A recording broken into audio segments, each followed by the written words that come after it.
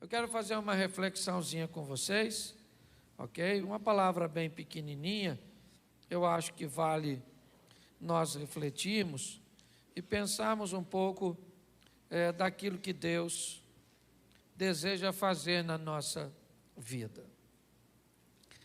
Uma das coisas que eu tenho procurado mostrar muito às pessoas é que elas devem ter o cuidado de não estabelecer para si a métrica dos outros, de buscar entender o que Deus tem para elas.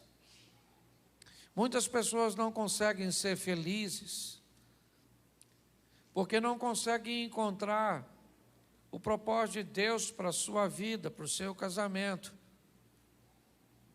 É gente que veio a esse mundo para viver uma carreira solo e resolve casar. Não era para você casar. Pastor, não me dou bem com ninguém. Essa é uma mensagem para tu. Será que todo mundo é ruim e você é bom?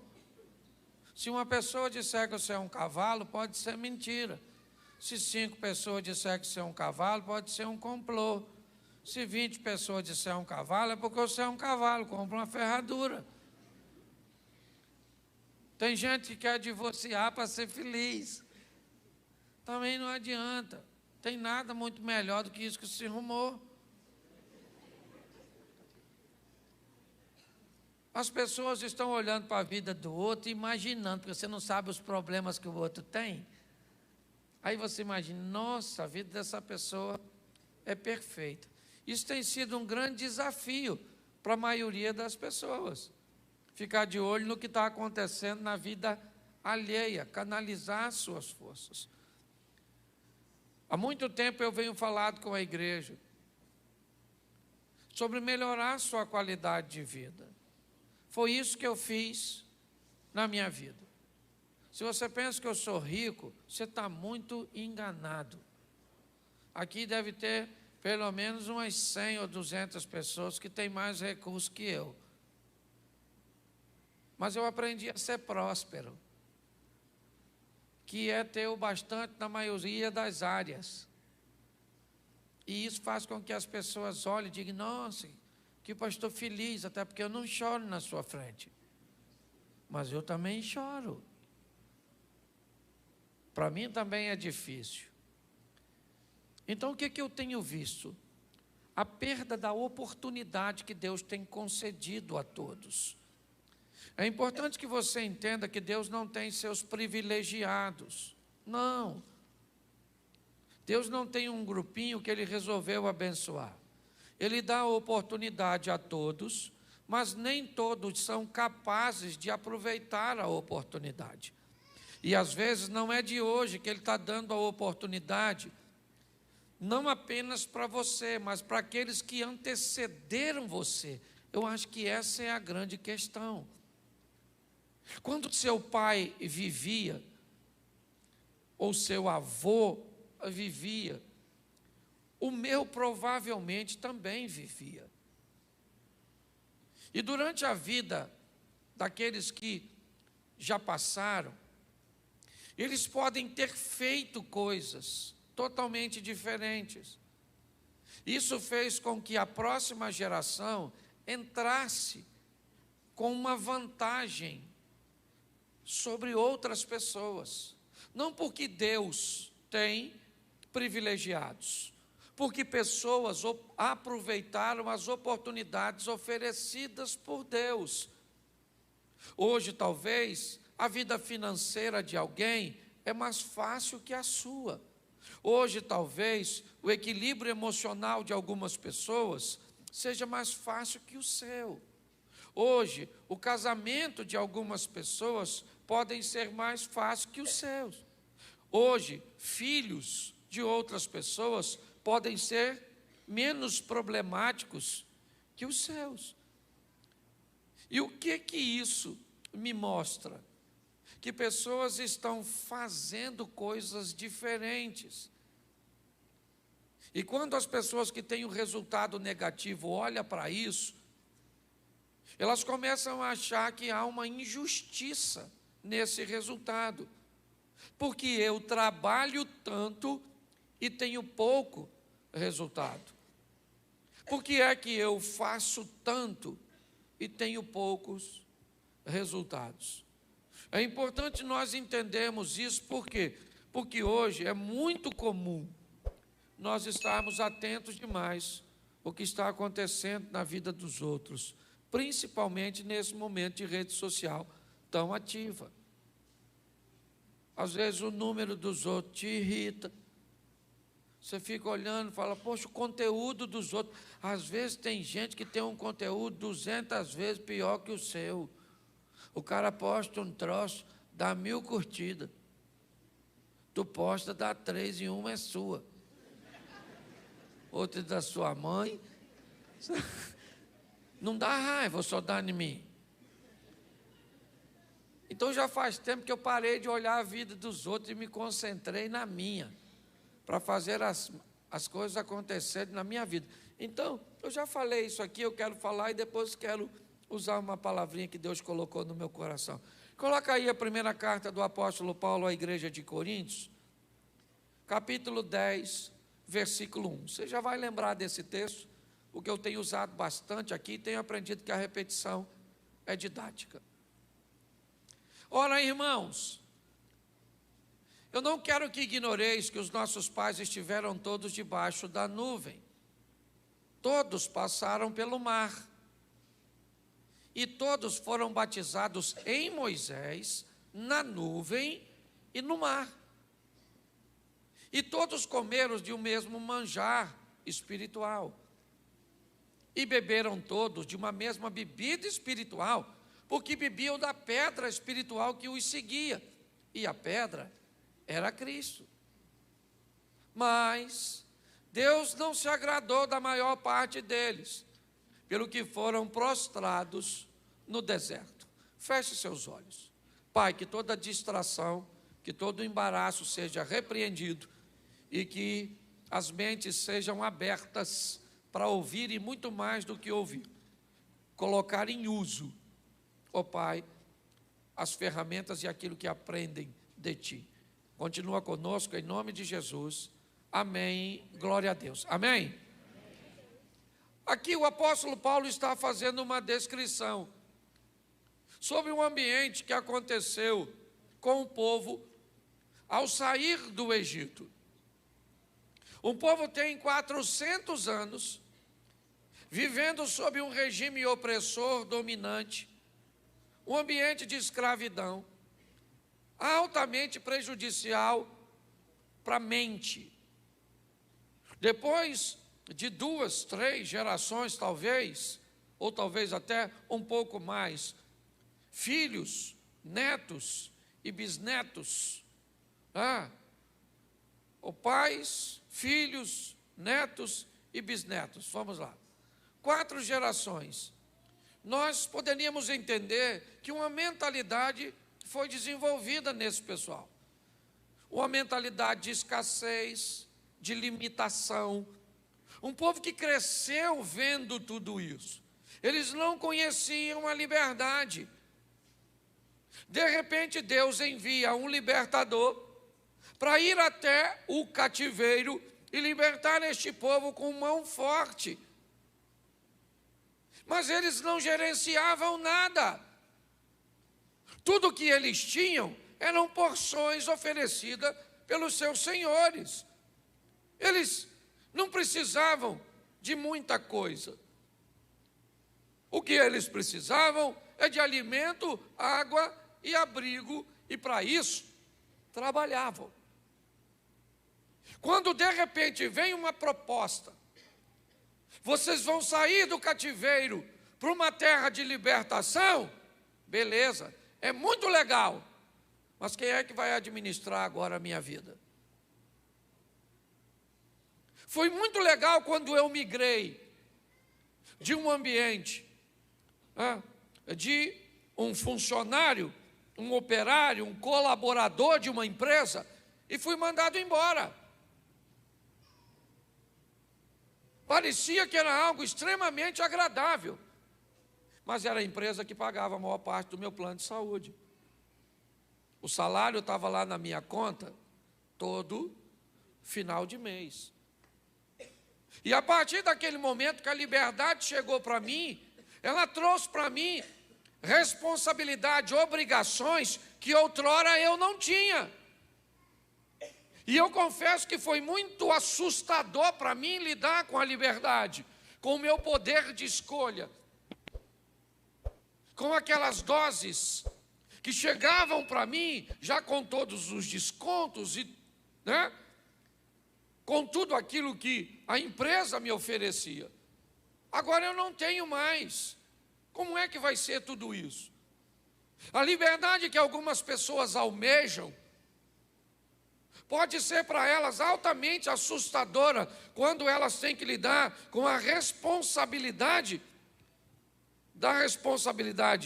ou com a responsabilidade da liberdade que tiveram. Esse texto que nós lemos, ele diz isso. O que Deus está fazendo? Entrando no Egito. O que Deus quer fazer no Egito? Libertar seu povo. Tirar seu povo de um cativeiro, é verdade. Mas não bastou caminhar muito tempo e a fome veio, a sede veio, e a saudade do ambiente altamente limitante tomou de assalto o coração daquele povo, com saudade dos pepinos, com saudade das cebolas, com saudade das facilidades. Me parece que o que Deus quer transmitir com essa mensagem é que a liberdade é boa. Cristo é o libertador. Ele veio para nos libertar. Mas a liberdade não é boa para todo mundo. Porque quando alguém vai para a libertação com a mente de cativo, essa pessoa vai sofrer demais. Quando alguém sai do Egito e continua com o coração lá, isso vai ser altamente prejudicial. O texto em que lemos, Moisés está dizendo isso. Bota para mim, de novo, 1. Irmãos, eu não quero que vocês ignorem, eu quero que vocês entendam, eu quero que vocês estejam aptos a prestar atenção. Que os nossos pais estiveram todos debaixo da nuvem. Todos passaram pelo mar. Verso 2. Você já ouviu 2 vezes a expressão todos. Todos foram batizados na mesma nuvem, né? Em Moisés e na mesma nuvem no mar. Verso 3. Todos comeram do mesmo manjar espiritual. Verso 4. Beberam todos de uma mesma bebida espiritual. Todos. Todos estão no mesmo culto, todos estão no mesmo deserto, está caindo maná para todos, está passando codornizes para todos, está saindo água da rocha para todos, tem uma nuvem protegendo do sol, todos, tem uma coluna de fogo à noite protegendo do frio, quem? Todos, todos. Todos estão no mesmo ambiente, no mesmo tempo, ouvindo e vendo as mesmas coisas, todos. Esse é o Deus justo, o Deus das oportunidades. Porém, o verso 5, ele começa a distinguir o todos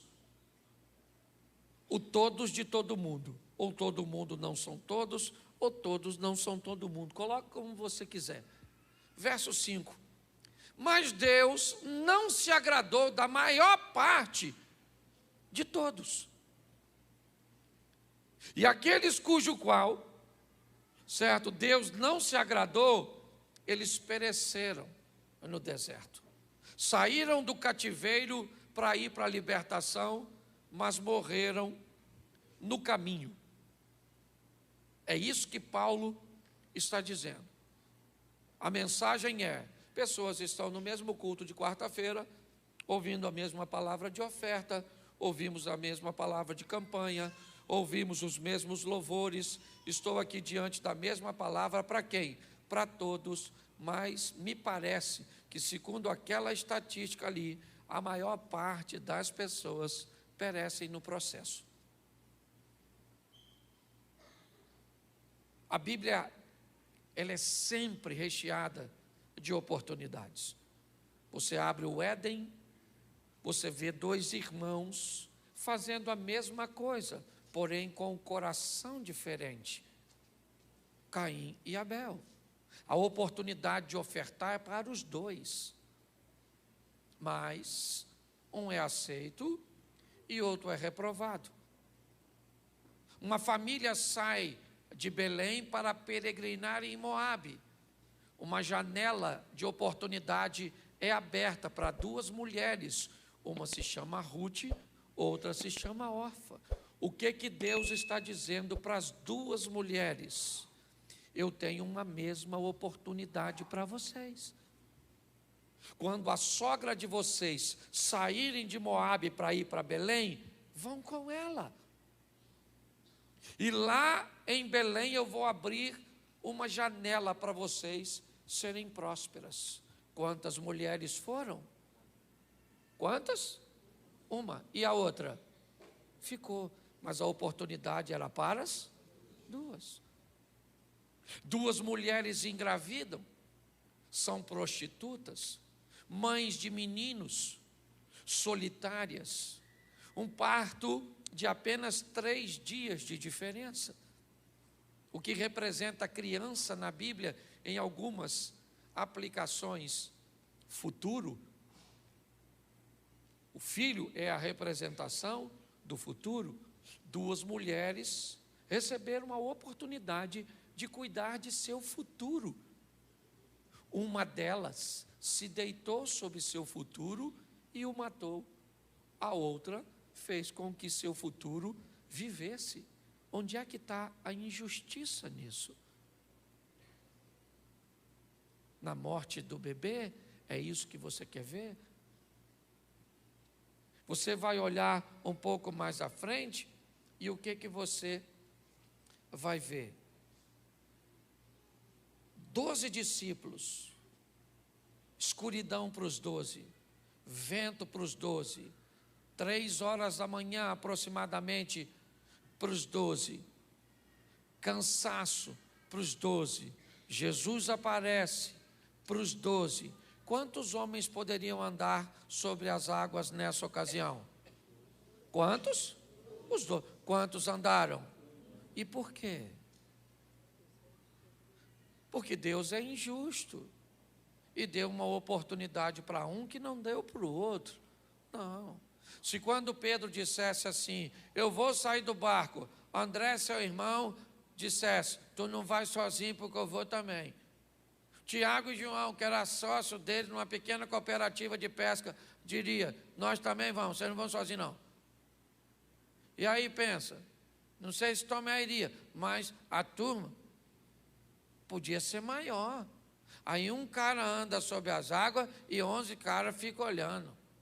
Oh, pelo amor de Deus, você precisa definir na sua vida se você quer ser um espectador de vida alheia ou você quer ser um protagonista das suas próprias histórias. Porque o Deus que você serve é o mesmo de todos nós. Aliás, nós temos 2 coisas que nos trazem altamente afinidades. Primeiro, servimos o mesmo Deus, temos um só Deus, uma só palavra, um só Espírito e os mesmos valores. Outra coisa que nos aproxima, o mesmo adversário, Satanás é o adversário de todos nós. Muitas coisas nos aproximam. Quando eu olho para esse ambiente, o que eu vejo? Eu vejo pessoas escutando a mesma coisa, mas vivendo coisas totalmente opostas. Isso me deixa desconfortável. Há uma oportunidade no Monte da Caveira. O homem está sendo crucificado numa cruz centralizada. Ele é o Salvador. Do seu lado direito vai um ladrão, do esquerdo um outro ladrão, e o Salvador está no meio para salvar quantos ladrões? Os 2. A oportunidade é para os 2. Os 2 são salvos? Não. Porque Jesus só poderia salvar um? Não. Ele poderia salvar os 2. As oportunidades precisam ser vistas de uma forma mais clara para a maioria das pessoas. Então deixa eu te mostrar 4 textos aqui para você entender, porque eu gosto da maneira como Deus permite a humanidade de seus escritores estar na Bíblia, sem comprometer a mensagem. Eu gosto de ver isso, porque Deus está sempre no controle. Por isso que você nunca vai ver Deus lutando com o diabo. Nunca. Nunca há batalha entre Deus e o diabo. A batalha é sempre entre o diabo e os anjos de Deus.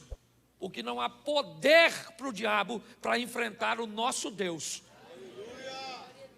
Quando o diabo tiver a suposta batalha com Deus, a batalha é final, porque aí acabou. Então é importante você entender quem você serve. Você não serve um Deus que enfrenta oposições, não. Ele tem anjos, ok?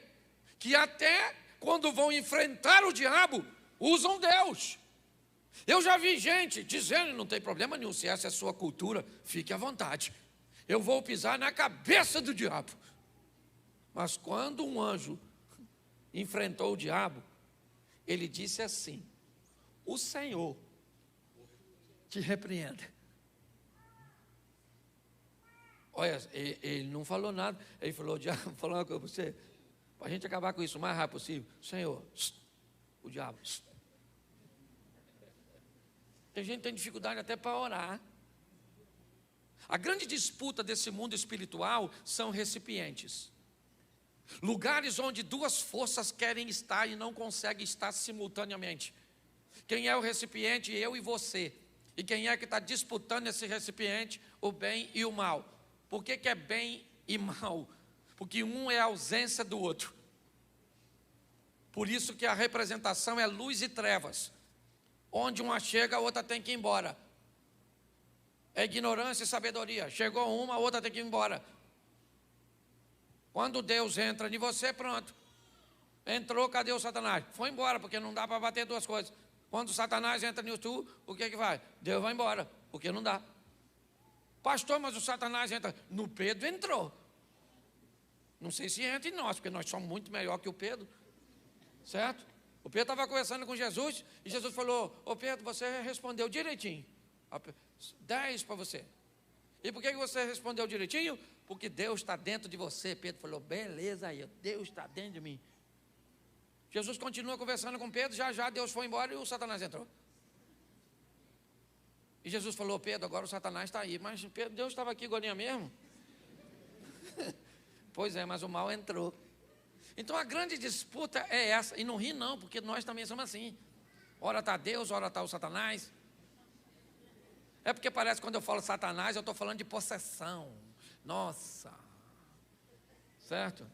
Como é que é o nome daquele que a menina sobe pela parede? Poltergeist, o exorcista. Não é isso que eu estou falando, não. Eu estou falando a você que às vezes é um recipiente do Satanás, para perturbar a sua mulher, para perturbar a família do seu filho, para perturbar seus filhos, para perturbar todo mundo, para perturbar vizinho. Entendeu? Porque é só um canal. Parece que entra um tubo do inferno e entra em nós. Que é isso aqui? Você está entubado. E agora? Agora você faz a vontade do mal. Quem nunca foi usado pelo mal, nem levanta a mão, que já vai ser. Se levantar com tanta mentira sua nessa vida. Então a grande batalha é essa. Tem duas forças lutando para quê? Se é guerra, você é o território a ser conquistado. Ou será que Deus está preocupado em evangelizar seu gato? Seu cachorro? É tu. E o diabo também tem interesse. Porque todas as vezes que alguém domina sobre a pessoa, automaticamente essa pessoa está recrutada a militar no seu exército.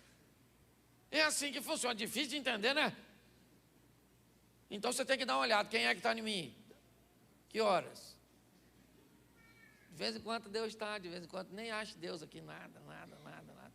Certo? Deus vai embora, aí o diabo entra. Então você é meio que freelance, um motoboy.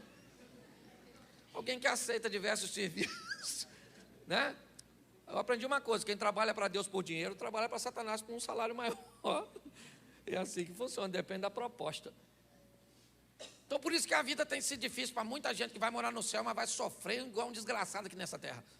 Deveria até morrer mais rápido, para se livrar do sofrimento. Ué, Jesus disse, eu vim para que tenham vida e tenham em abundância. O que nós temos que fazer é falar, aqui dentro de mim, quem entra é Deus. Por isso, quando você vai orar para resolver alguma coisa, por favor, canalize 2 orações. Uma para a origem do poder e outra para o recipiente do poder. Por exemplo, você tem um problema com sogra. Segundo a Bíblia, a luta não é contra a véia. A luta é contra principado e potestade, hostes da maldade, que opera na região, mas entra nas velhas. E inventa nas novas, entra em todo mundo. Eu usei a velha para ficar como um exemplo mais sólido. Certo? Então, como é que você vai orar para um problema que você tem com sua sogra? O problema vem de onde? Fala assim, do inferno. E entra onde? Isso. Tá certo? Entra na sogra. Então, o que você faz? Senhor, porque a oração sempre é para lá. Para de mandar a oração para o inferno, para de mandar a oração para as pessoas, mande a oração na direção certa. Senhor, meu Deus e Pai, em nome de Jesus, eu peço o acionamento do céu para tomar uma providência sobre a origem do mal. O Satanás, seus anjos, as potestades e o recipiente do mal. Minha sogra, minha esposa, meu filho. Você tem que saber como orar, você tem que canalizar a oração para os 2 ambientes, de onde vem o mal e onde o mal entra. Por exemplo, você tem um marido que é um ótimo marido, um cara extraordinário, bondoso, generoso, bom pai, dócil, mas se ele beber, a bebida tira Deus. E aí quem é? Aí pronto, o bicho quebra tudo, bate tudo. É o cão chupando manga. Então, quando você for orar, por favor, tá bom? Fale com a fonte, manda para cima resolver o problema lá na fonte. Senhor, fecha um pouco o registro lá, porque não dá para fechar tudo, porque o mal sempre tem que vir, né? Mas Senhor, é mal demais. Eu acho que é um tubo de 4 polegadas, injetando mal o tempo inteiro. Tem gente vivendo casamento assim. Aí ora contra o marido. Está errado. Você ora para Deus, repreender o mal lá e conscientizar o recipiente aqui para ver se ele fecha também um registro aqui, porque tem um lá e outro aqui. Aí a turma vive toda bagunçada, pastor, minha vida está um inferno. Esse dia uma moça falou comigo, pastor, minha casa é um inferno, o senhor tem que ir lá. Eu falei, não vai não. Cláudio vai não, menino. Cláudio não frequenta esses ambientes assim, não. Estou a fim de ir no céu. Tua casa é um inferno, nossa, vamos encontrar quem lá? Você está rindo, mas é sério. Então entenda. Quando nós vamos olhar para isso, eu peguei 4 textos de histórias que mudam com a mesma palavra e achei muito interessante, porque a palavra é usada, Deus se lembrou. Eu gosto dessas palavras que homens deixaram e Deus permitiu que eles deixassem um registro, sem comprometer o todo e a essência da palavra, porque nós sabemos, desde que conhecemos a palavra de Deus, que Deus é onisciente e Ele não esquece de nada, não se arrepende de nada. Mas você encontra textos dizendo que Deus está arrependido. Por favor, se você não entende o contexto e o que está sendo transmitido, não coloque defeito na Bíblia. Mas eu não vou falar disso agora. Gênesis capítulo 1, verso 8. Preste atenção. O que essas histórias têm em comum? E chamou Deus, 8:1, eu inverti, perdão. O capítulo é 8, o versículo é 1. Só inverte para mim, que eu falei o contrário. Isso. E lembrou-se Deus de Noé, e de todo animal, e de toda a res que com ele estava na arca, e Deus fez passar um vento sobre a terra, e aquietaram-se as águas. Preste atenção. Nos 4 textos que eu vou usar, nós vamos ver o texto dizendo que Deus se lembrou. É lógico que ele nunca esqueceu de Noé, até porque foi ele mesmo que colocou o Noé dentro daquela arca. Então não há um Deus irresponsável que botou Noé na arca, mas esqueceu dele e um belo dia Deus se lembrou. Não. A mensagem que utiliza a lembrança, né, como forma de transmitir o que deseja, é apenas o momento em que Deus entra em cena. O momento em que Deus entra em cena, o escritor vai chamar de lembrança. Aquele momento onde Deus entra para agir. Quando Deus colocou essa palavra no meu coração, ela veio como se hoje fosse para mim e para você o momento em que Ele lembraria de nós, ou seja, o momento em que Ele entraria com providência a nosso respeito. Me parece que o que Deus está querendo dizer é que hoje eu me lembrei de você, ou seja, hoje eu resolvi agir a seu favor, a seu respeito. Então eu aprendi, pelo menos para mim, eu não sei para você, porque 1 Coríntios 10:1 diz que todo mundo está no mesmo lugar, mas não é para todo mundo. Uma coisa eu tenho certeza, para mim é. Uma chave vira hoje na minha vida, na minha história, vira. Certo? Como diria Roberto Leal, vira. Que a maioria não lembra. A turma nova não sabe quem é não. Louvado seja Deus, que vocês são novos. Certo? Então, entenda. Quando Deus resolve virar, e por que é que Ele vira? O cara trabalha 120 anos pregando e fazendo uma arca. Noé é um cara extraordinário. Achou graça num ambiente corrompido. Esses dias eu ouvi falar, nossa, Noé é um cara maneiro, pregou e ninguém se converteu e não parou de pregar. Mas também não tinha uma arca cheia do lado com o pessoal cantando Poderoso Deus. Porque se tem, eu ia achar que ele ia ficar com muita raiva. Pensa, Cláudio. Ele está lá pregando, ninguém se converte, olha para a arca do outro e o outro está lá cantando. Então não tinha ninguém, não tem arca nenhuma, é só a dele, não entra na de ninguém, também não entra na minha, que se lasque. Vou continuar fazendo. Porque se ninguém tem resultado e você não tem, isso não te machuca. Quer ver terrível? É o outro ter resultado e você não ter. Pensa. E quanto mais próximo a pessoa for de você, mais raiva dá. Você não emagreceu e sua irmã emagreceu 17 quilos. Ficou bonita. E você? Você nada, parece que apanhou os 17 quilos que ela perdeu e veio para suas papadas. É assim que funciona. Ninguém tem inveja de quem está longe. Quando nós olhamos para esse ambiente, eu vejo que há uma dedicação no cara. O cara fez tudo, entrou na arca, o primeiro reality show do mundo. Clausulado, 8 pessoas, que bichos fedendo. Eu entendo porque o Noé tomou uns graus. Ninguém aguenta. Pensa, 1 ano. E a mulher dele, Noé, quem olha isso acaba. Para você ou geral? Eu já estou querendo jogar você ao invés do corvo. Sai, infeliz, e voa. Certo? Pensa naquela perturbação. Os bichos fedendo e limpo, e troço, limpa isso, limpa aquilo. E nunca está limpo. Parecia dono de casa. Que tribulação. Sai a arca. Deus lembrou nada, rapaz. Lembrou nada, ele nunca esqueceu. É porque era a hora dele agir. É isso que você tem que entender. Tem um momento onde Deus age a seu res. E aí, meu irmão, ninguém pode. O cara pode numa encruzilhada matar um frango ou um elefante. Que Deus.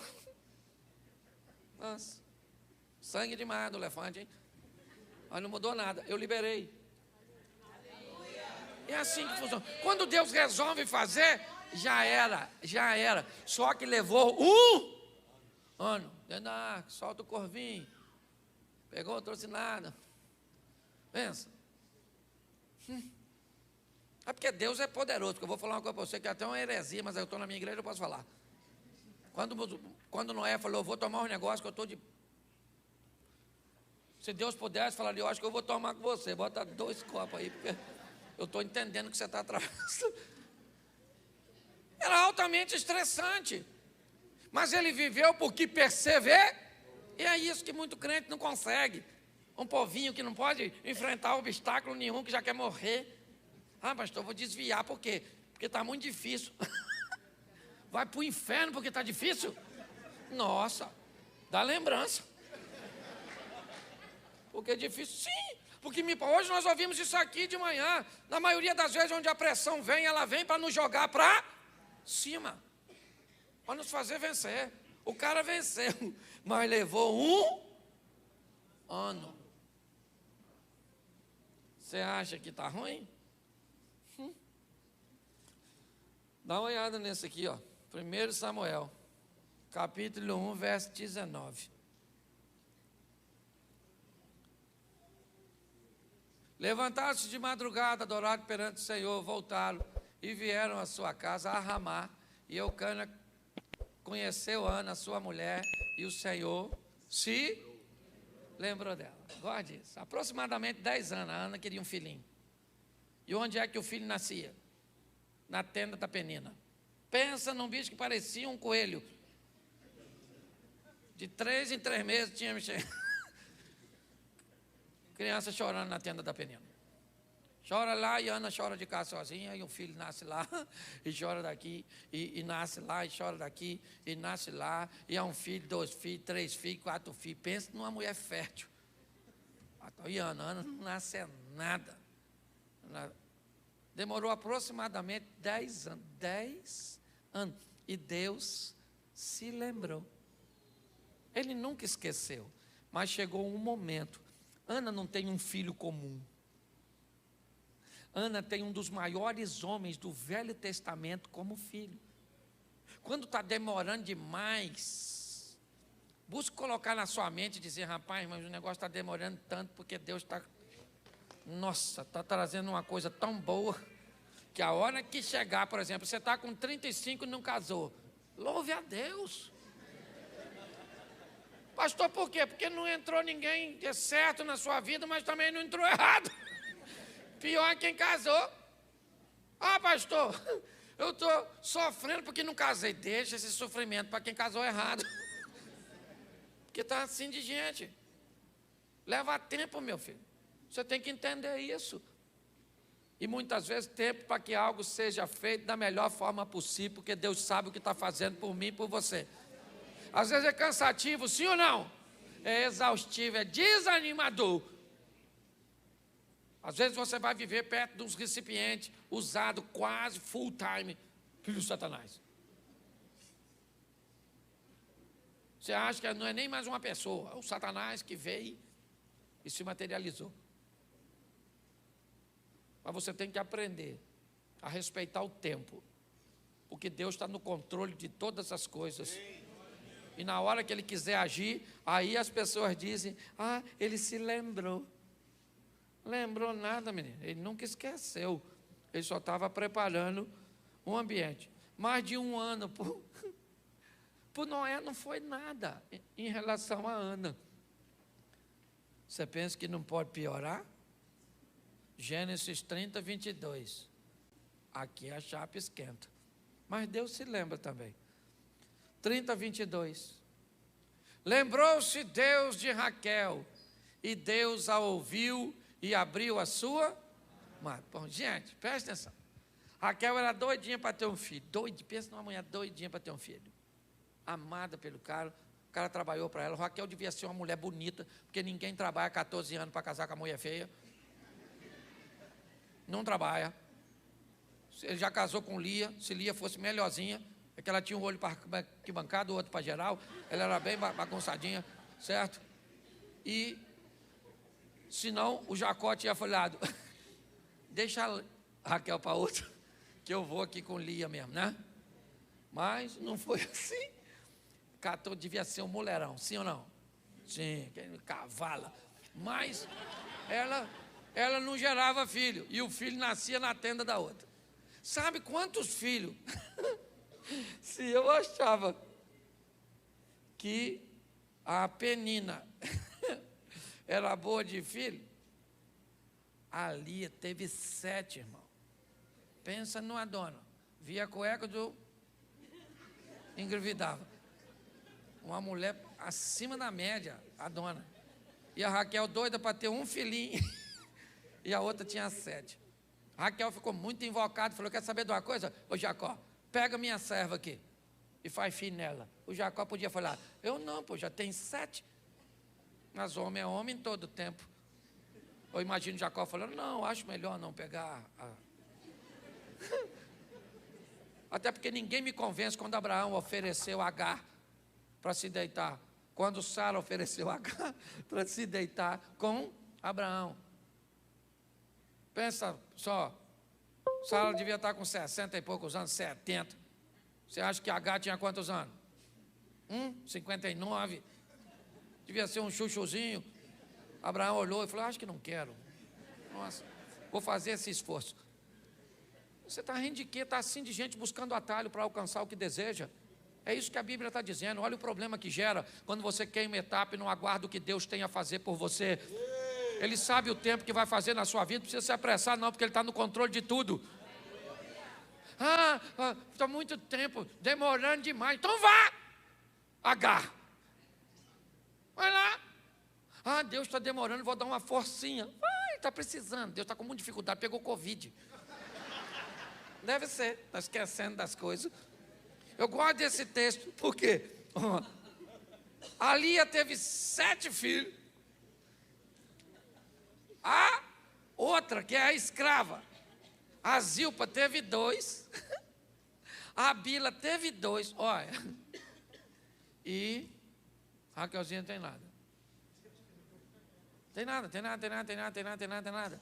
Só as crianças chorando. Mas o texto diz ali que Deus se lembrou da Raquel. E ela foi mãe de quem? Que José?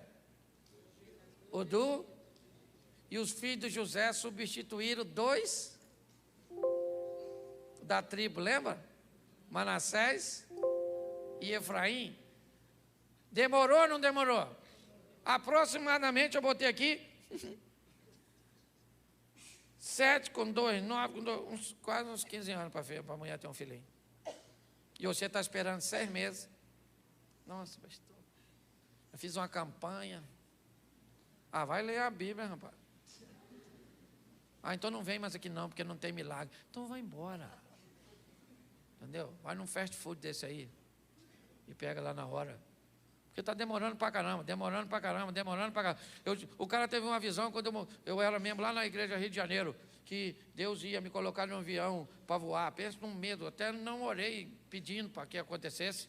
Não queria voar. Menino, passou de 10 anos, não voei pela primeira vez. Falei, Senhor, hoje está cumprindo esse troço. E a minha preocupação não é nem essa. É porque ele disse que via eu nos aeroportos tudo com a mala, só trocando de voo. Isso significa que não vai ficar só nesse. Nossa, aí eu viajo, tomo Rivotril, essa aqui sabe. Chego lá, chego, louvado seja Deus. Mas se Ele falou, Ele vai cumprir, porque Deus tem palavra. É assim que funciona. Você só tem que ver se quem está falando está com o tubo ligado no recipiente do bem ou do mal, porque Satanás está prometendo muita coisa. Pensa num profeta bom. Você vai ser alguém sem estudar. Isso, oh meu Deus, que bênção.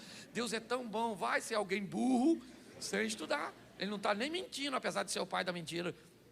Porque tem gente que não pode escutar uma palavra que já acha que vem de Deus, se for boa. E aliás, tem gente que não acredita, só acredita também se for ruim. Se eu estivesse aqui falando agora que Deus vai te dar 5 milhões, amanhã provavelmente você vai falar assim, palhaçada, esse pastor querendo enganar a gente, vai pedir logo uma oferta. Certo? Porque quando a palavra é boa, o pessoal tem dificuldade. Vai vencer, você vai prosperar. Não, até legal, mas se eu falasse que quando você saísse daqui hoje, você ia ser atropelado. Olha, eu vejo uma visão com você. Você vai ser atropelado nessa noite. Provavelmente você ia falar comigo, pastor, deixa eu dormir aqui. Porque vai que a profecia cai na noite. Eu vou embora de dia, já que eu ia ser atropelado à noite. Está assim de gente, doida. E acha que o doido sou eu. E se você pensa que não pode piorar, dá uma olhada nesse aqui, que eu termino aqui. Gênesis 19, 29. Como é que Deus poderia esquecer desse cara? Eu não sei. Isso.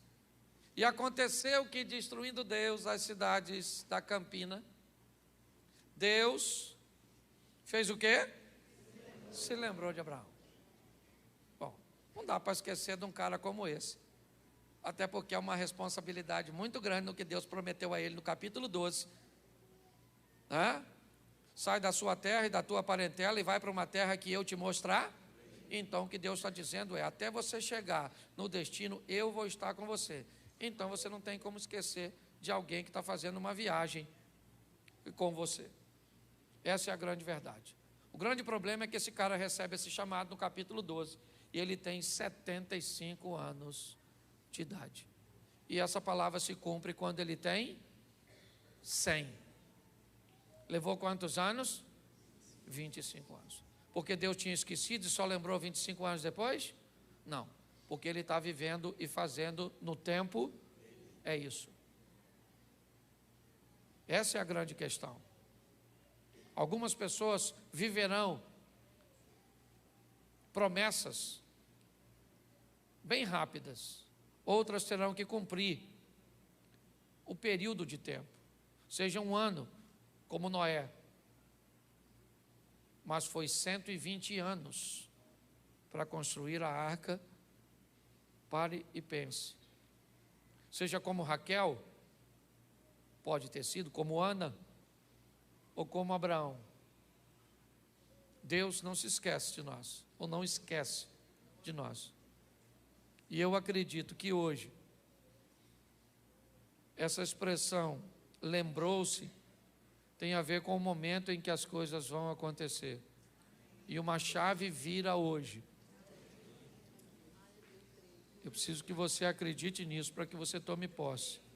Hoje uma chave vira neste lugar. Porque Deus, olha para quem está do seu lado e diga, ó, Deus se lembrou de você.